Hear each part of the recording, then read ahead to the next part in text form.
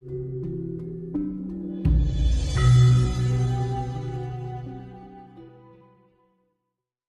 suku, setiap adat istiadat punya kearifan sendiri-sendiri. Nah, inilah kekayaan kebudayaan kita yang tidak punya oleh daerah lain, oleh negara-negara lain. Kita bersyukur banyak jadi orang Indonesia. Nggak semua orang di dunia berkesempatan jadi orang-orang Nusantara itu. Mas Nanang mau maknai hidup itu seperti apa? Hidup hanya satu perjalanan aja, Mas. Hanya perjalanan untuk melakukan satu fase berikutnya. Yang saatnya kita akan kembali. Yang tanah kembali tanah, angin kembali angin. Disitulah akan sempurna. Gitu aja sih. Sesuai dengan apa yang dia yakin masing-masing. Mungkin mereka punya teori, tapi ujung-ujungnya sama, Mas. Sama ujung-ujungnya. Tuhan satu, Mas. Iya. Cara mendekatkan diri dan berbakti aja beda-beda. Kita hormati perbedaan itu. Karena hidup belum selesai juga sih. Jangan sibuk menilai orang lain. Ayo kita diskusi, kita kerjakan. Ibaratnya kita sekolah. Jangan sibuk menilai pekerjaan teman yang lain. Jadi mending ayolah kita selesaikan persoalan ini dan selesai dengan baik. Jadi sesuai dengan cita-cita bangsa membangun manusia Indonesia seutuhnya. Gitu. Kalau perbedaan ya memang di sini pusatnya perbedaan di Indonesia, tapi berbeda tetap satu jua. Kenapa sih dengan berbeda pada satu jua? Tadi kita dengan tumbuhan beda kan? Iya. Tapi sama kan makhluk Tuhan. Iya. Kita dengan hewan beda kan, tapi sama kan makhluk Tuhan. Itu sebenarnya yang harus kita Tuhan. Nah, itu loh istilahnya apa? Antara gas dan rem ini kan harus rukun, Mas. Iya. Gimana mereka berfungsi saling menyelamatkan dan saling mendukung untuk bisa sampai tujuan. Gimana kalau gas sama rem enggak rukun? Gaspol rempol, bensinnya habis tidak nyampe lokasi. Itu yang terjadi. Jadi teori keseimbangan di mana gas ini mengajak melaju ke depan, rem ngajak berhenti. Sebenarnya hidup tidak ada ribet banget, Mas. Bagaimana, Mas, cara agar kita ini dekat dengan Tuhan dan bisa disayangi oleh Tuhan? Sebenarnya Tuhan sudah dekat, Mas. Dan Tuhan sangat sayang dari kita. Kita tidak usah minta Tuhan untuk berkasih sayang. Tuhan sudah sangat sayang kepada kita. Jadi kalau perlu kita minta, Mas, ya. Tuhan maha mengerti, Mas. Tuhan maha mengerti kebutuhan kita, keinginan kita. Sangat maha mengerti dan beliau dekat dengan nanti kita. Cuman kita kalau baik sesama ciptaannya, rukun sama ciptaannya itu jauh lebih baik, Mas.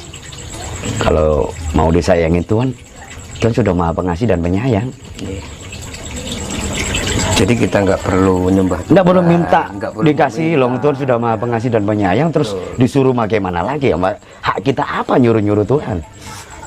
Iya kan? Tuhan sudah maha pengasih dan penyayang. Udara yang keluar masuk dari hidung kita itu sudah wujud kasih sayang. Sekecil itu pun sudah menjadi satu pelajaran bagi kita. Kenapa pohon beringin yang besar itu buahnya kecil, pohon semangka yang pohonnya kecil buahnya besar? Itu kan yang terjadi.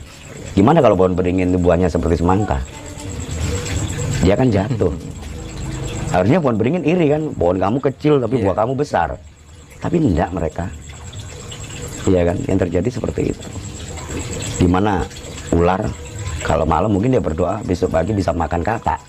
Dan katak ini akan berdoa semoga besok pagi bisa lolos nggak tergigit ular. Tapi apa yang terjadi?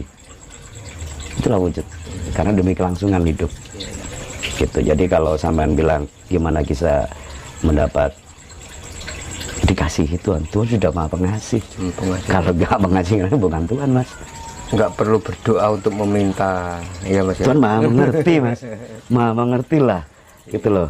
Kalau tanpa berdoa pun sudah Tuhan sudah tahu kebutuhan kita apa. Cuman kita bisa nggak mewujudkan satu keinginan itu. Banyak orang cuma pandai meminta, nggak pandai mengambil, memanfaatkan, apalagi menyimpan. Itu yang terjadi. Jadi kita ini cuma sibuk minta terus, iya kan? Coba minta terus, kadang-kadang suruh ngambil nggak mau. Kayak sama minta kopi terus sudah dibikinin nggak mau minum, minta lagi kopi, itu yang terjadi. Iya kan? Sama udah kopi 5 gelas nggak diminum, bilang masih haus. Nah, sebenarnya itulah Tuhan maha mengerti segalanya dan beliau memang maha segalanya dan tidak usah mendekat. Karena sudah hadir beliau, itulah. Tanpa kehendak Tuhan tidak mungkin kita bisa seperti ini. Itu bagi saya pribadi ya, bahwa Tuhan memang sangat dekat. Itu. Jadi Tuhan sudah maha pengasih dan penyayang.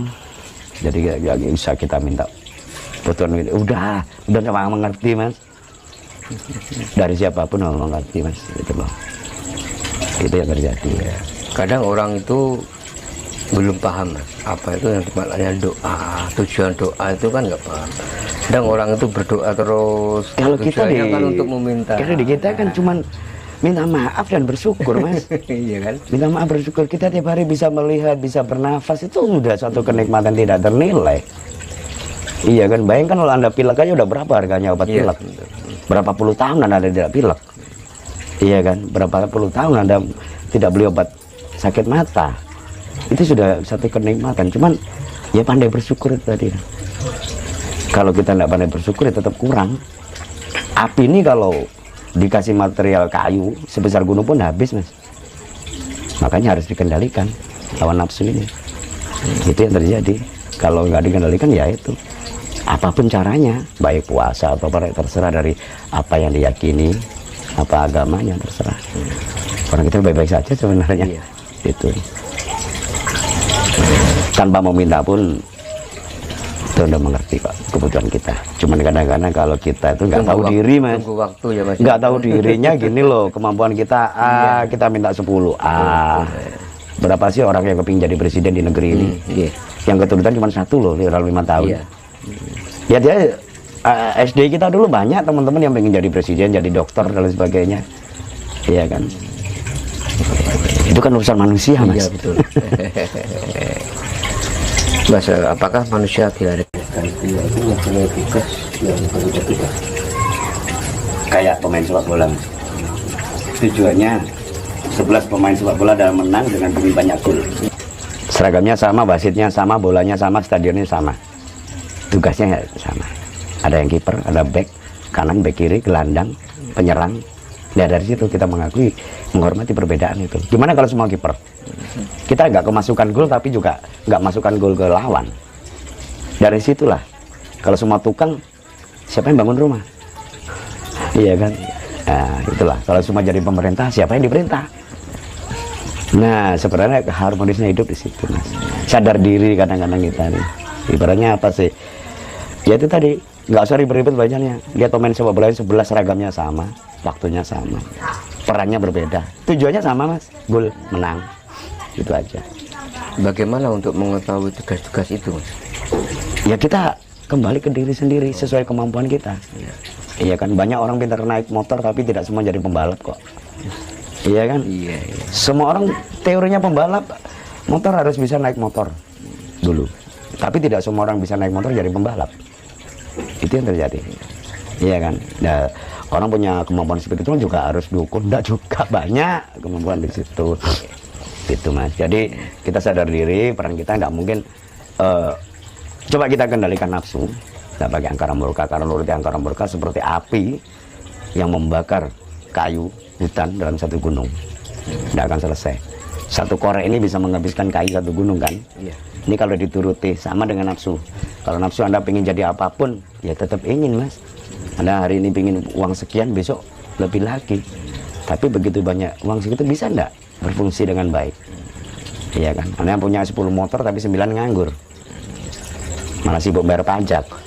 Mending 1 aja untuk nyari rumput dan sebagainya. Disitulah indahnya dan bergunanya hidup.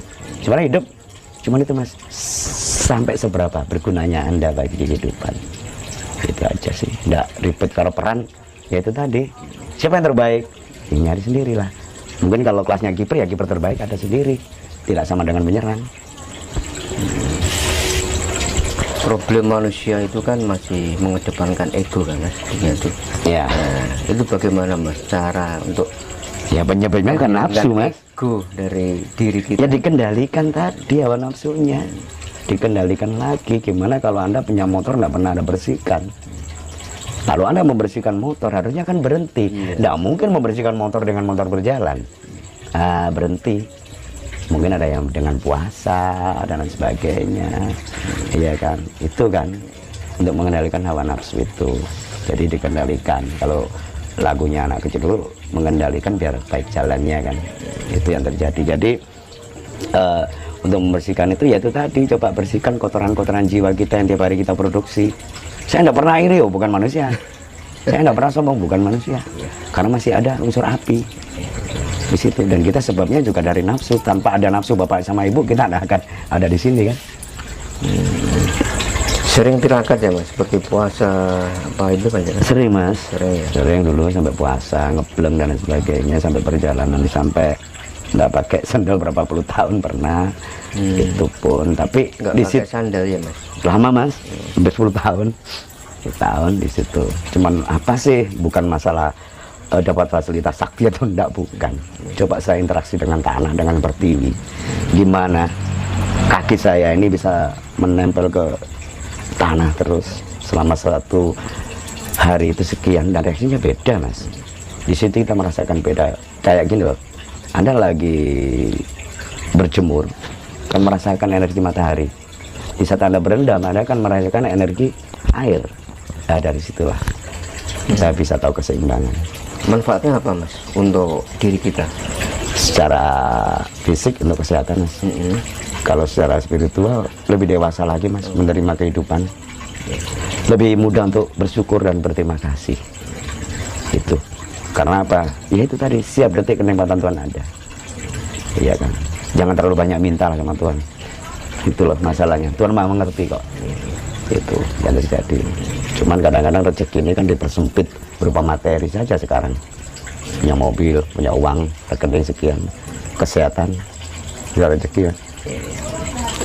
Seperti puasa ngebleng yang sering mas yang lakukan, itu tujuannya apa mas, dan manfaat apa yang mas sekarang dapatkan ketika melakukan puasa ngebleng itu? Sadar diri. Sadar diri ya. Sadar diri bahwa saya terlahir sebagai manusia.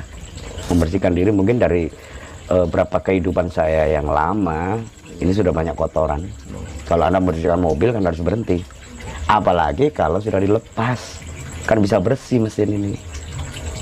Ya dari situ otomatis kan, kalau rantai motor sampean bersih, sampean bisa lari kenceng kan. Nah itu. Jadi kalau masalah yang lain-lain itu kan bonus saja mas. Iya. Orang bisa tahu apa yang terjadi, itu bonus. Tapi minimal dari situ kita mau tahu diri mas. Sebagai manusia gimana sih cara merawat tubuh. Itulah. Kalau Anda punya motor kan ada buku petunjuk pemakaian. Jangan sampai ngisi oli ke tempatnya bensin dan sebaliknya.